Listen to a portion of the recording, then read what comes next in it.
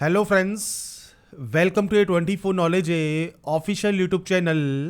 आज के इस वीडियो में हम बात करेंगे आरआरबी रेलवे रिक्रूटमेंट बोर्ड द्वारा जो नोटिफिकेशन यहाँ पर जारी हुआ है, जो कि है एनटीपीसी अंडर ग्रेजुएट पोस्ट, जो कि 12th लेवल वैकेंसीज हैं। इसका ऑनलाइन फॉर्म आप कैसे अप्लाई कर सकते हैं, इसके स्टेप बाय स्टेप प्रोसेस के बारे में हम बात करेंगे इस वीडियो में।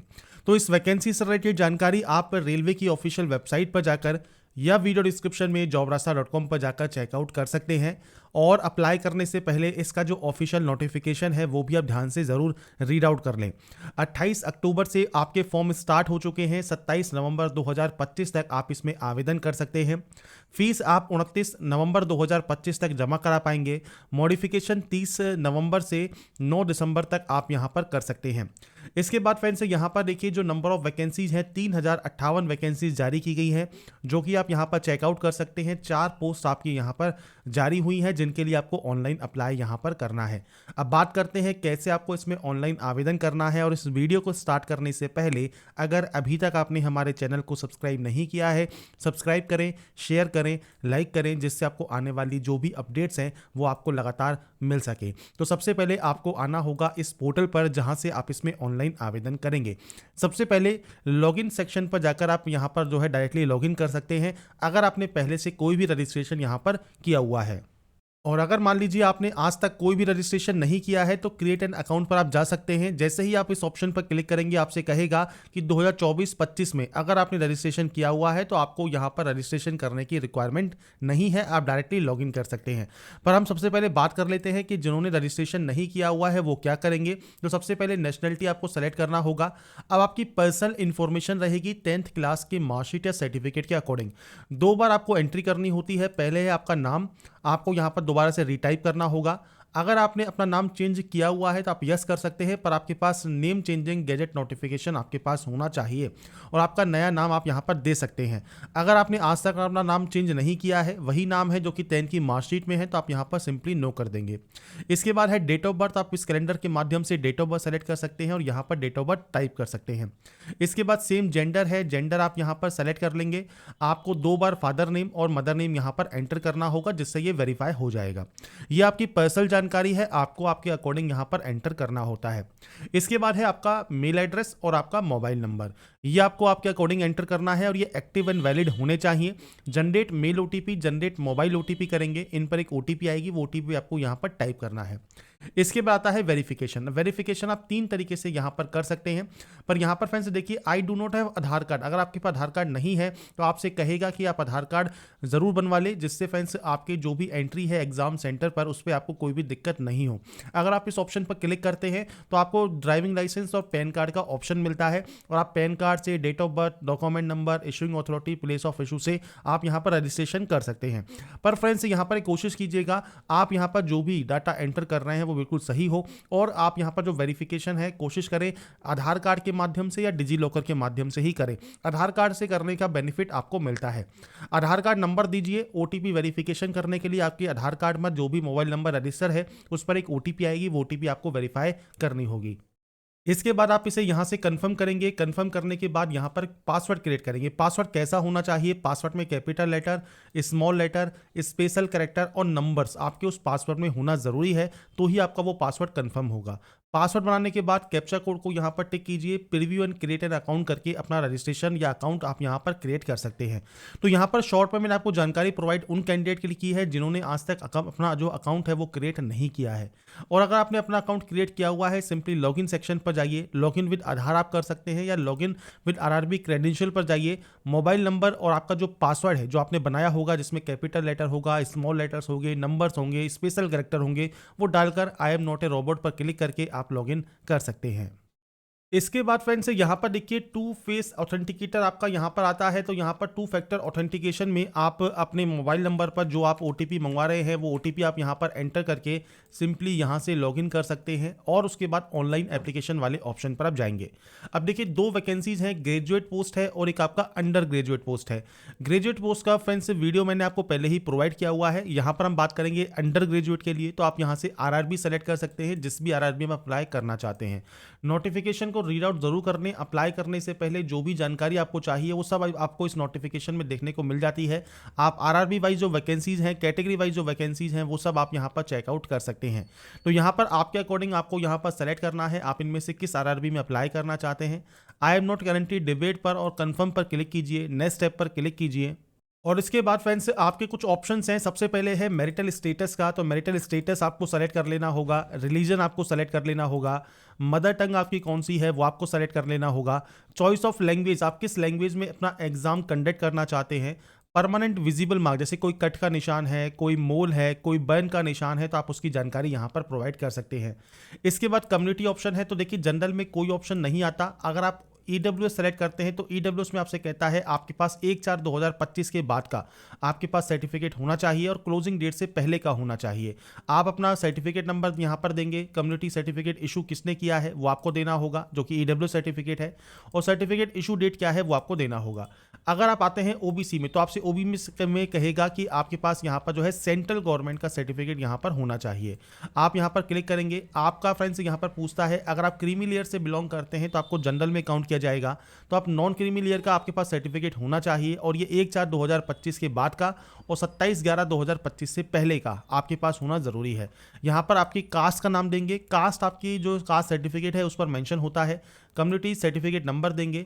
इसके बाद फ्रेंड्स नीचे आपको यहाँ पर सर्टिफिकेट किसने इशू किया है वो जानकारी आपको देनी है, जो भी आपने सर्टिफिकेट इशू किया है। इसके बाद किस स्टेट से इशू हुआ है और कम्युनिटी सर्टिफिकेट इशू डेट क्या है, ये आपको बेसिक जानकारी प्रोवाइड करनी होगी। अगर आप आते हैं मान लीजिए एससी या एसटी में तो आपके पास यहाँ पर सेंट्रल गवर्नमेंट सर्टिफिकेट होना चाहिए। इनके लिए कोई डेट नहीं होती है, मतलब अगर ये पुराना भी है तो भी चल जाएगा, बाकी सेंट्रल गवर्नमेंट का होना जरूरी रहता है। आपका कास्ट का नाम क्या है, कम्युनिटी सर्टिफिकेट नंबर क्या है, इशूइंग अथॉरिटी क्या है, किसने ये इशू किया है। तो आपके सर्टिफिकेट पर जो सील या मोहर लगी होती है, डिजिटल साइन होते हैं, वो आपको देखना होगा किसने ये इशू किया हुआ होगा। इशूइंग स्टेट कौन सा है सेम आपको देना है। कम्युनिटी सर्टिफिकेट इशू डेट क्या है वो आपको देना होगा। अब यहाँ पर एससी एसटी के लिए एक ऑप्शन होता है फ्री ट्रेवलिंग पास का, तो अगर आपको ये नहीं चाहिए आप सिंपली नो कर सकते हैं। पर आपको फ्री ट्रेवलिंग पास चाहिए तो उस कंडीशन में आपका जो कास्ट सर्टिफिकेट जिसकी जानकारी आप दे रहे हैं वो आपको यहाँ पर अपलोड भी करना होगा। तो नियरेस्ट रेलवे स्टेशन आपका कौन सा है वो जानकारी आप दीजिएगा और उसके बाद आपका 400 KB में PDF फॉर्मेट में आपका कास्ट सर्टिफिकेट आप यहाँ पर अपलोड कर सकते हैं। तो ये फ्रेंड्स आपके पास डॉक्यूमेंट है, उसके अकॉर्डिंग आप एंट्री करेंगे। SC ST के लिए ओनली ये अपलोड आपसे मांगा जाता है। इसके बाद फ्रेंड्स आपका आता है नेक्स्ट ऑप्शन एड्रेस का। तो पूरा एड्रेस आपका सबसे पहले स्टेट कौन सा है, डिस्ट्रिक्ट कौन सा है, आपका एड्रेस क्या है, आपका जो नियरेस्ट सिटी है वो कौन सा है, पिन कोड क्या है, ये बेसिक जानकारी है वो आप दे सकते हैं। अगर ये सेम है तो आप सेमस पर क्लिक कर दीजिएगा, कॉपी हो जाएगा। अलग अलग है तो आप अलग अलग एंट्री करेंगे और ये एंट्री करने के बाद आपको यहाँ पर आपको फ्रेंड्स सेव एंड नेक्स्ट कर देना है और उसके बाद नेक्स्ट ऑप्शन आएगा आपके एक्स सर्विसमैन का। अगर आप एक्स सर्विसमैन नहीं है सिंपली नो रहने दें। अगर आप एक्स सर्विसमैन है और यस करते हैं तो डिफेंस सर्विस, आपका आर्मी है, नेवी है, एयरफोर्स है, आपकी रैंक क्या है, डेट ऑफ एंट्री क्या है। अगर आप स्टिल वर्किंग है तो यस यहाँ पर रहने देंगे। आपका एक्सपेक्टेड या टेंटेटिव डेट ऑफ डिस्चार्ज आपको देना होगा। नहीं है तो आप सिंपली नो कर सकते हैं। डेट ऑफ डिस्चार्ज आप दीजिएगा, रीजन ऑफ डिस्चार्ज आपको देना है, डिस्चार्ज का सर्टिफिकेट नंबर देना है और आपने री एम्प्लॉयमेंट अगर एक्स सर्विसमैन के तौर पर लिया है नहीं लिया है वो जानकारी आपको यहाँ पर प्रोवाइड करनी होगी। और आप एक्स सर्विसमैन नहीं है सिंपली नो रहने दें। PH कैटेगरी से अगर आप आते हैं तो टाइप ऑफ डिसेबिलिटी क्या है वो आपको सेलेक्ट करना होगा। सब टाइप ऑफ डिसेबिलिटी क्या है वो आपको सेलेक्ट करना होगा। परसेंटेज ऑफ डिसेबिलिटी क्या है, आपका सर्टिफिकेट नंबर क्या है, इशू डेट क्या है, UDID नंबर क्या है, ये बेसिक जानकारी आपको प्रोवाइड करनी है। नहीं तो आप इसमें भी नो कर देंगे। इसके बाद फ्रेंड्स आपसे पूछता है अगर आपको यहाँ पर फ्रेंड्स जो राइटिंग एबिलिटी अफेक्टेड पर्सन्स हैं अगर आप इसमें आते हैं तो यस कीजिए, नहीं तो आप नो करेंगे। और इसके लिए आप पैरा नंबर 11.7.2 आप एक बार रीड आउट जरूर कर लें। इसके बाद आता है EBC का। EBC क्या है तो ये फ्रेंड्स इकोनॉमिकल बैकवर्ड क्लास है, मतलब अगर आपकी फैमिली की जो इनकम है वो 50,000 या उससे कम है जो कि एनुअली इनकम है, या आपके पास BPL कार्ड है तो आप इस ऑप्शन को सेलेक्ट करें। इसमें आपको कोई अदर रिजर्वेशन नहीं मिलता, इसमें केवल आपका जो ऑप्शन है वो केवल फीस में छूट का है। तो अगर आप फीस में छूट चाहते हैं और आपके पास यहाँ पर EBC सर्टिफिकेट है तो आप यहाँ पर जानकारी प्रोवाइड कर सकते हैं। टाइप ऑफ डॉक्यूमेंट आपके पास कौन सा है, इशूइंग अथॉरिटी कौन सी है, सर्टिफिकेट नंबर और डेट ऑफ इशू क्या है, बेसिक ऑप्शंस हैं जो कि आपको यहां पर प्रोवाइड करने होंगे। नहीं है तो आप सिंपली नो कर सकते हैं। इसके बाद आता है अगर आप एम्प्लॉय हैं इंडियन रेलवेज में तो आप यहां पर यस कर सकते हैं। आपके पास NOC के लिए आपने अप्लाई कर दिया है। इसके बाद कैटेगरी इसमें आप वर्किंग करते हैं, प्लेस ऑफ वर्किंग क्या है, जोन कौन सा है जहां पर आप वर्क करते हैं, तो बेसिक ऑप्शंस आपको यहां पर सेलेक्ट करने हैं। रेलवे एम्प्लॉय मान लीजिए आप नहीं है, आप सिंपली नो कर दीजिए। और उसके बाद फ्रेंड्स आप यहाँ पर रेलवे के अलावा किसी अदर डिपार्टमेंट में, सेंट्रल गवर्नमेंट में, स्टेट गवर्नमेंट में, पीएसयू में वर्किंग है तो आप सेलेक्ट कर सकते हैं, नहीं है तो आप यहाँ पर नो करेंगे। तो दो ऑप्शंस आते हैं, अगर आप रेलवे में एम्प्लॉय हैं तो इस ऑप्शन को सेलेक्ट करें, रेलवे के अलावा अगर आप एम्प्लॉय हैं तो आप इस ऑप्शन को सेलेक्ट कर सकते हैं। तो ये बेसिक ऑप्शंस हैं जो कि आपको प्रोवाइड यहाँ पर करने हैं। इसके बाद आता है bank detail for refund of fees. तो आपको यहाँ पर आपके अकाउंट की जानकारी देनी होगी। तो आपके पास जो भी बैंक है, आपका पास जो बैंक की पासबुक होगी, उस बैंक की पासबुक के फर्स्ट पेज को ओपन कीजिए और फर्स्ट पेज पर आपको देखिए जो भी आपका अकाउंट होल्डर नेम लिखा है, अकाउंट नंबर लिखा है या IFSC कोड लिखा है, ये सब जानकारी आपको बैंक की पासबुक पर देखने को मिल जाती है। तो ये अपने बैंक की पासबुक के अकॉर्डिंग आप एंटर करेंगे, सेव करेंगे और नेक्स्ट स्टेप पर क्लिक कर देंगे। इसके बाद आता है अब आपका क्वालिफिकेशन। सबसे पहले आपको यहाँ पर 10th की एंट्री करनी है। तो 10th में आपने किस स्टेट से पास किया है, डिस्ट्रिक्ट से पास किया है, बोर्ड का नाम क्या है, डेट ऑफ पासिंग क्या है, रोल नंबर क्या है, 10th का सर्टिफिकेट सीरियल नंबर क्या है, तो ये जानकारी आपको देनी होती है। ये 10th की मार्कशीट और सर्टिफिकेट पर जानकारी अवेलेबल होती है, आप इसे यहाँ से अपडेट कर देंगे।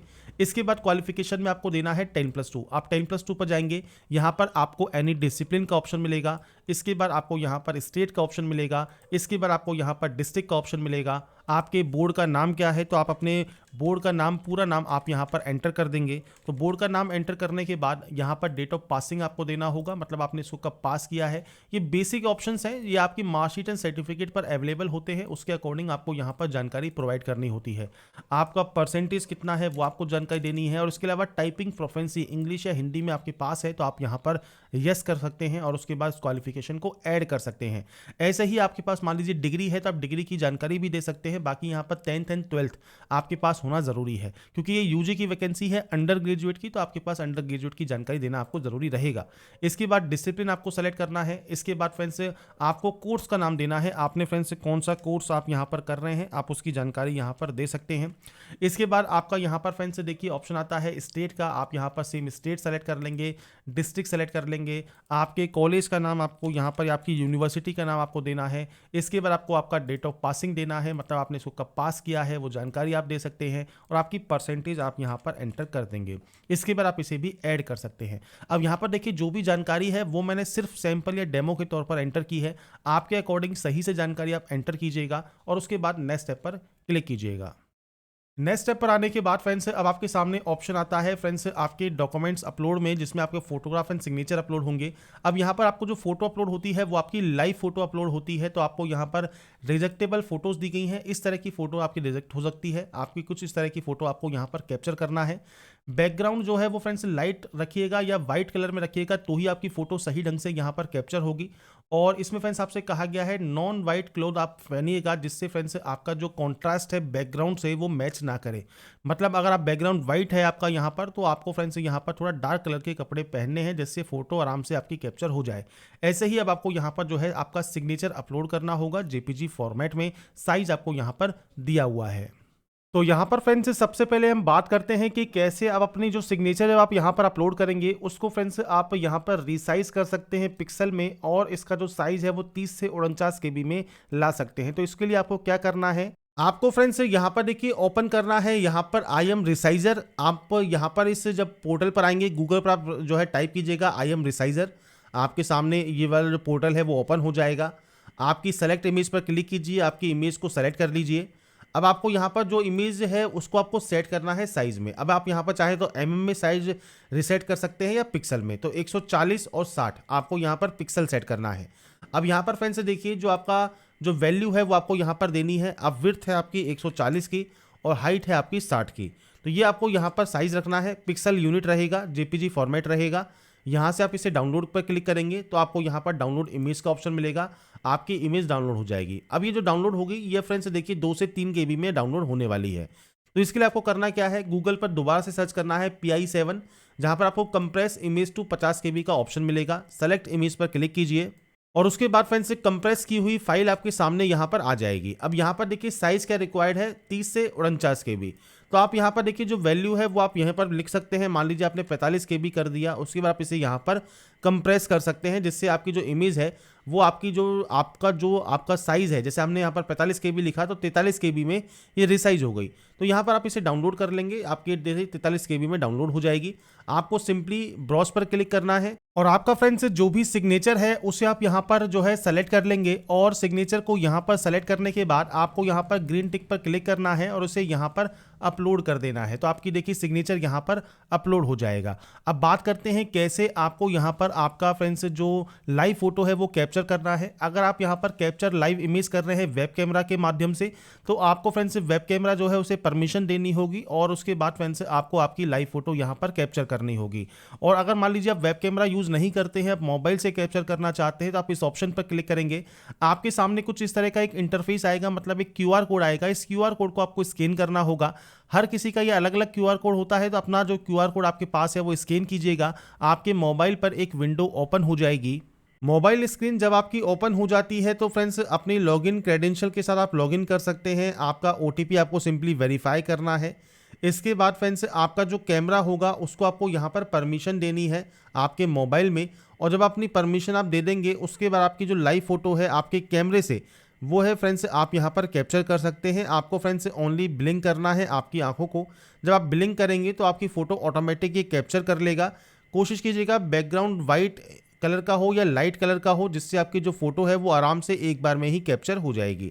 आपको 3 मौके मिलते हैं, आपके अकॉर्डिंग आपको यहाँ पर थोड़ा थोड़ा वेट करना है और अगर कोई भी यहाँ पर एरर शो कर रहा है उस एरर को दूर कीजिए और उसके बाद अपनी फ़ोटो को कैप्चर करने के बाद आपकी फ़ोटो यहाँ पर सक्सेसफुल जो है कैप्चर हो जाएगी। फोटो एंड साइन अपलोड करने के बाद अब आपके सामने नेक्स्ट ऑप्शन आता है आपके एलिजिबल पोस्ट सिलेक्शन का। तो यहाँ पर देखिए आपने डिटेल्स में, अदर डिटेल में, क्वालिफिकेशन में, प्रोफाइल डॉक्यूमेंट में जो भी जानकारी अपलोड की है उसके अकॉर्डिंग आपको यहाँ पर एलिजिबल पोस्ट देखने को मिलेंगी। अब आपको यहाँ पर आपका पोस्ट सिलेक्शन करना है। प्लस वाले आइकन पर क्लिक करके पोस्ट को सेलेक्ट कर लीजिए।